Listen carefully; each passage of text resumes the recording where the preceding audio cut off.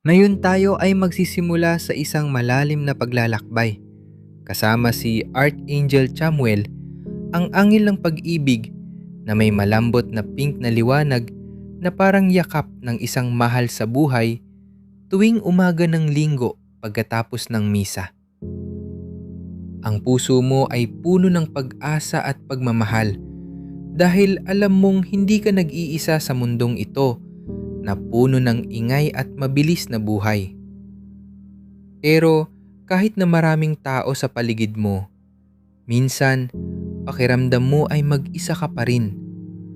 Dahil ang mga koneksyon ay mababaw lamang, parang chika lang sa barangay o sa Facebook. Ngunit ang tunay na pagkakaibigan, tunay na pagmamahal sa pamilya, at tunay na pag-ibig sa sarili ay posible. At si Chamuel mismo ang gagabay sa iyo upang mahanap mo ito. Imagine mo ang buhay kung saan ang bawat kwentuhan sa hapagkainan ay puno ng puso. Ang bawat yakap mula sa anak o magulang ay parang pahinga sa kaluluwa.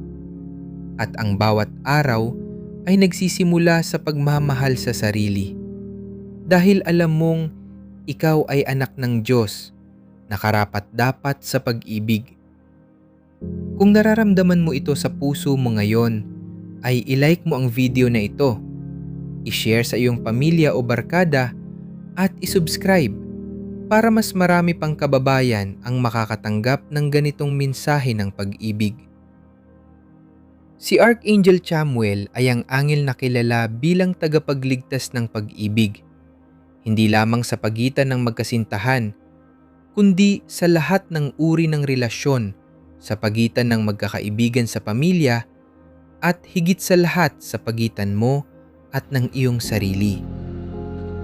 Ang kanyang pangalan ay nangangahulugang siya na nakakakita sa Diyos. Kaya naman tinutulungan kanyang makita ang banal na liwanag sa loob mo at sa loob ng iba, kahit na minsan ay nasaktan ka na ng mga taong pinagkatiwalaan mo. Ang kanyang pink na liwanag ay parang mainit na yakap. Tuwing tag-ulan sa Pilipinas na nagpapaginhawa sa puso at nagbibigay ng kapayapaan upang simulan natin ang paglalakbay na ito, ay magsara muna ng mata mong sandali at huminga ng malalim. Huminga ng pag-ibig at huminga ng kapayapaan. Isipin mo ang malambot na pink na liwanag na bumababa mula sa langit at yumayakap sa iyo. Parang yakap ng nanay mo noong bata ka pa. Sabihin mo sa puso mo, Archangel Chamuel, buksan mo ang aking puso. Gabayan mo ako sa tunay na pagkakaugnay at punuin mo ako ng iyong pag-ibig. Damhin mo ang init na iyon sa dibdib mo na natutunaw ang anumang bigat o sama ng loob na dala mo. Manatili ka rito ng ilang sandali at kapag binuksan mo ang mata mo, alam mo na si Chamuel ay kasama mo palagi. Kung naramdaman mo ang kapayapaang yon, ay ilike mo ang video na ito, i-share sa isang taong nangangailangan ng yakap at isubscribe para patuloy nating maranasan ang ganitong liwanag sa panahon ngayon na mabilis ang takbo ng buhay sa Pilipinas. Marami sa atin ang nakakaramdam ng kalungkutan. Kahit na puno ang bahay ng mga tao o kahit na maraming kaibigan sa social media, dahil ang mga usapan ay madalas ay mababaw lamang tungkol sa tsismis sa kapitbahay o sa latest na drama sa showbiz. Ngunit ang tunay na koneksyon ay nangangailangan ng tapang upang maging totoo, upang sabihin ang nararamdaman ng walang takot na husgahan o iwanan. Ito ang dahilan kung bakit tinutulungan ka ni Chamuel na buksan ang puso mo. Una sa lahat ay kailangan nating harapin ang mga hadlang sa loob natin. Ang takot na maging mahina ang sama ng loob mula sa nakaraan. At ang pakiramdam na hindi tayo sapat ang mga ito ay parang mga pader na humaharang sa tunay na pagmamahal. Kaya naman ang unang hakbang ay ang pagpapatawad. Simun mo sa sarili mo. Isipin mo ang mga pagkakamali mo sa nakaraan. Ang mga beses na sinaktan mo ang iba o sinaktan mo ang sarili mo dahil sa mga desisyoto ginawa mo. Sabihin mo sa sarili mo, patawarin ko ang aking sarili dahil ako ay tao at karapat-dapat sa pag-ibig. Pagkatapos ay isipin mo ang taong nanakit sa iyo. Maragil nagsinungaling o miyembro ng pamilya na hipdain indihan ang naranaramdaman mo. Isipin mo sila na patapaligiran ng tip na latipihin mo pinapaparag kita. Pinapalaya ko ang sakit na ito dahil gusto kong mamatawad karapandad. Overpat sa kanila, kondisyon pa o para sa bagong pag-ibig at bagong koneksyon. Kung nakatulong sa iyo ang mensaheng ito, ay i-like mo ito, i-share sa isang taong magsama ng loob, at i-subscribe para magmarami pang aral ang nyating matubunan kasasama si Chamuel. Ngayon ay pag-usapan natin ang paggamahad sa sarili. Dahil sabi ni Chamuel, ang lahat ng tunay na koneksyon ay nagsisimula sa loob mo. Kung hindi mo minamahal ang sarili mo, paano mo aasahan na bakubara kultura natin na puno ng pagmamagal as panpatwa? Patakalimutan na gay, varabis natin. Paron lagi patating iniisip na pasaiba muna ang lahat. About papamahal sa sarili, ayo ay pagkilara. Na ikaw ay anak ng Diyos, to paparyad itayahat pa sa ayahan. Simulin ng 60 nagbagay, tuwal kita. Sapat ka na, kahit may kunasan ka papat. Kung paparang ngunit habang dinagaga mo ito araw-araw, ay patpabako ang pakiramdam mo sa sarilig mo. Maglaan ka dras para sa sarili mo. Kahit 10 minuto lamang upang uminom ng kape habang nakikinig sa musika o maglakad sa labas. Upang maramdaman ang sikat ng araw, sabihin mo sa sarili mo, salamat sa aking katawan. Salamat sa aking puso na patuloy na tumitibok.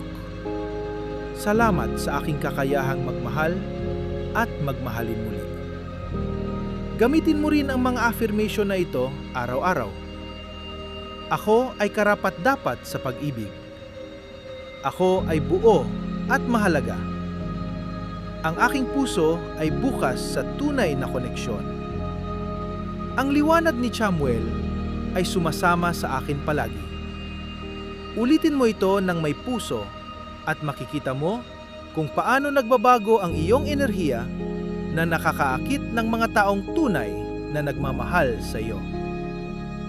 Kung nakaka-inspire sa iyo ang mga salitang ito, ay i-like mo ang video na ito, i-share sa iyong mga kapatid o kaibigan na nangangailangan ng pagmamahal sa sarili, at i-subscribe para patuloy tayong magkasama sa paglalakbay na ito mo at sumusuporta sa iyong pangarap. Isulat mo ito sa isang papel at sabihin mo, Archangel Chamuel, gabayan mo ako sa mga taong para sa akin. Dalhin mo sila sa tamang oras at tulungan mo akong maging handa upang tanggapin sila sa buhay ko. Magtiwala ka sa timing ng Diyos dahil minsan, ang pinakamagandang bagay ay dumarating kapag hindi mo inaasahan. Sa mundo ngayon na maraming nag-uumpisa ang relasyon sa online, tulad ng sa dating apps o sa social media, importante rin na gamitin ang intuition mo bago ka makipag-usap. Manalangin ka muna, Chamuel. Gabayan mo ako sa taong may tunay na puso. Tingnan mo ang enerhiya ng tao, kung mainit at uplifting o kung nakakapagod lamang. Huwag matakot na umatras kung hindi tama. Dahil ang tunay na koneksyon ay hindi pinipilit. Kung nakakatulong sa iyo ang payong ito, ay i-like mo ang video na ito, i-share sa sinumang naghahanap ng tunay na pag-ibig, at i-subscribe para mas marami pang gabay ang ating matanggap.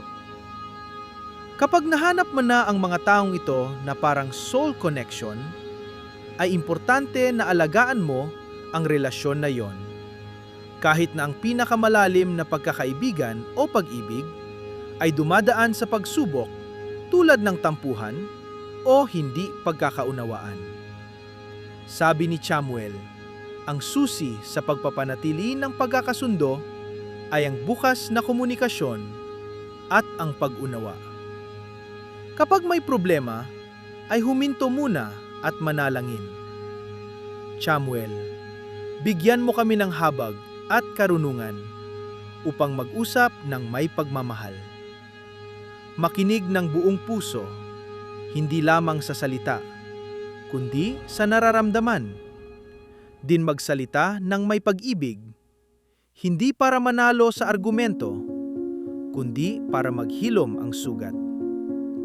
Kilalanin mo rin ang mga palatandaan ng tunay na soul connection. Kapag komportable kayong maging tahimik ng magkasama, kapag sinusuportahan nila ang tagumpay mo na patang kanila rin, kapag nagdarasal kayo ng magkasama at kapag lumalago kayo ng sama-sama, hindi naghihiwalay ito ang mga relasyong sagrado na sumasalamin sa pag-ibig ng Diyos. Sa iyo, alagaan mo ito ng may pasasalamat at katapatan tuwing araw, ay maglaan ng oras upang sabihin ang salamat sa mga mahal mo. Makinig ng buong atensyon kapag nagkukwento sila.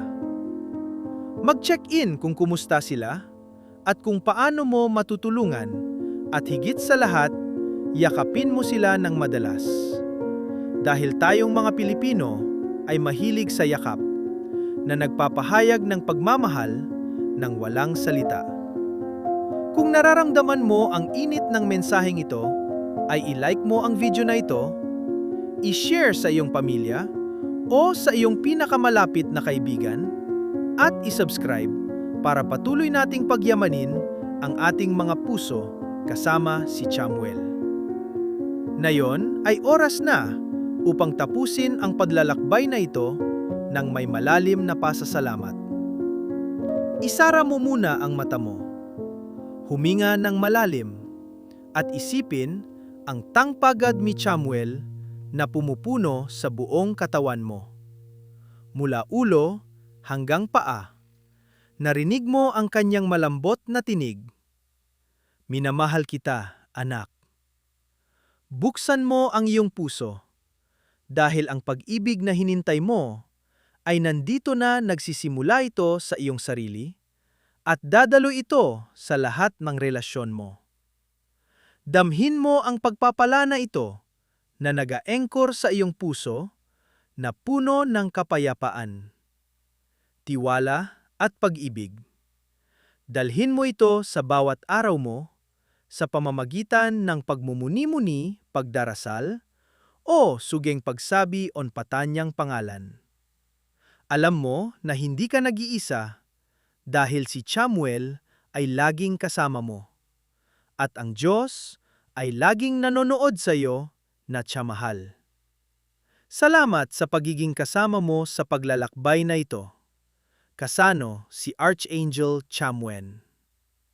Natutunan natin na ang tunay na koneksyon ay hindi hinahanap sa labas, kundi nililinang sa loob. Simulan mo ngayon ang gawin ang pagitasyon. Isulat ang iyong mga angharin, sabihin ang mga affirmation, at buksan ang puso mo, salmapan ang pusating na magdadala ng pinay na pagmamahal sa brahay mo. Ikaw ay karapat-dapat sa lahat yun ito, dahil ikaw ay minamahal ng Diyos at vonkung ng pagres.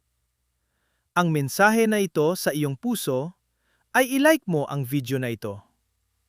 I-share sa mga taong mo na i-subscribe para patuloy tayong magkasama sa paturadon pag-ibig at niwalag. Salamat sa Diyos, salamat sa iyo, at salamat kay Archangel Chamuel. Mahat Kapita. Ingat palagi. At hanggang sa muli, sa susunod nating pagkikita.